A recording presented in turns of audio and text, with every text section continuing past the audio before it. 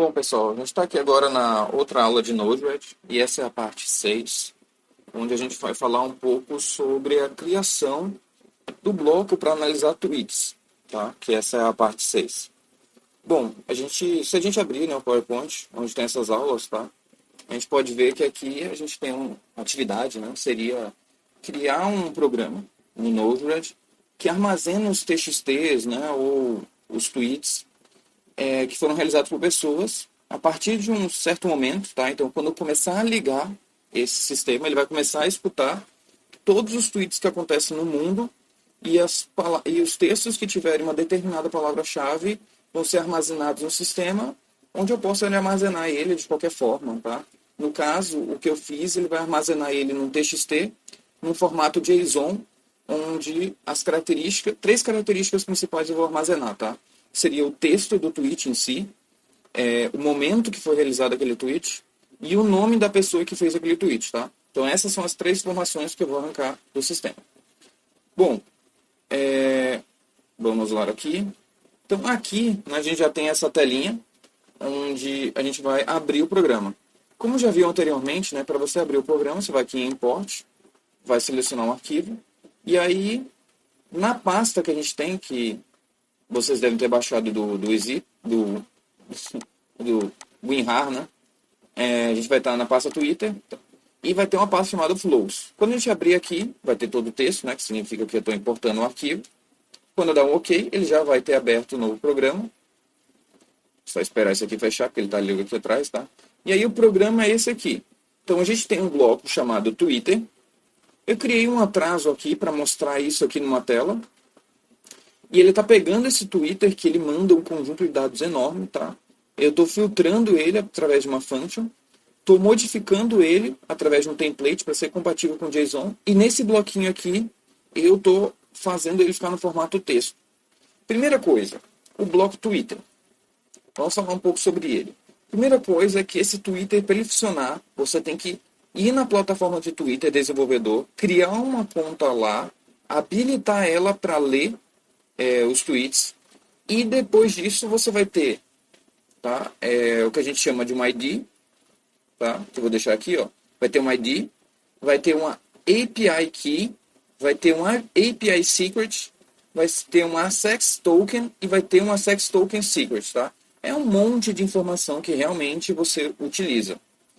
E como é que você pode fazer isso? Eu não vou explicar isso muito bem, que a gente pode ver no YouTube, tá, pesquisar. Mas aqui, por exemplo, eu tenho os meus, tá? Eu acabei de criar uma conta como desenvolvedor. Então, aqui são as informações sobre o que eu criei. E cada vez muda mais o que você tem que preencher. Tá? Atualmente, por causa das questões políticas, dos países e a criação de bots, que estão sendo, vamos dizer assim, entre aspas, tá? Criminosos, aumentou muito a popularidade por eles, então criou um monte de requisitos. Por exemplo, você tem que justificar para que você criou e tudo. No meu caso, eu justifiquei que era por fins educativos, para entender a ferramenta, ou até para criar produtos comerciais, por exemplo, uma marca, digamos, a Polishop. A Polishop gostaria muito de ficar escutando os tweets de todo mundo e colocar isso num banco de dados e descobrir, quem falou mal? Beleza. O que ela falou mal? Vou resolver esse tipo de problema, sabe? Então, é uma fonte interessante para você gerar dados úteis para várias empresas, ok? Bom, e aí aqui, ó, nessa parte de keys e tokens, você vai ter os API Keys, o API Secret, e esse Access Token e esse Access Token Secret, tá? Você tem que colocar para gerar um, e eles vão aparecer e você copia para lá, tá? Então, basicamente, é mais ou menos esse o princípio para você criar. De novo, possivelmente quando vocês criarem vai ser totalmente diferente e vai ter outras justificativas, porque isso aqui está mudando com o tempo. Ok.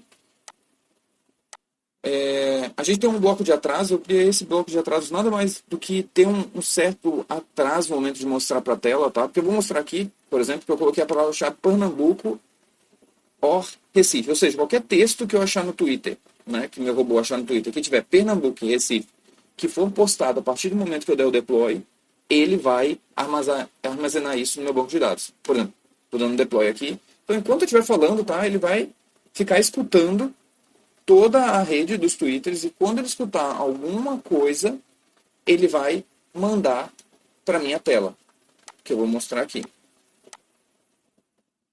Então, aqui é onde mostra todos os tweets que estão acabando de chegar e o momento que ele chegou.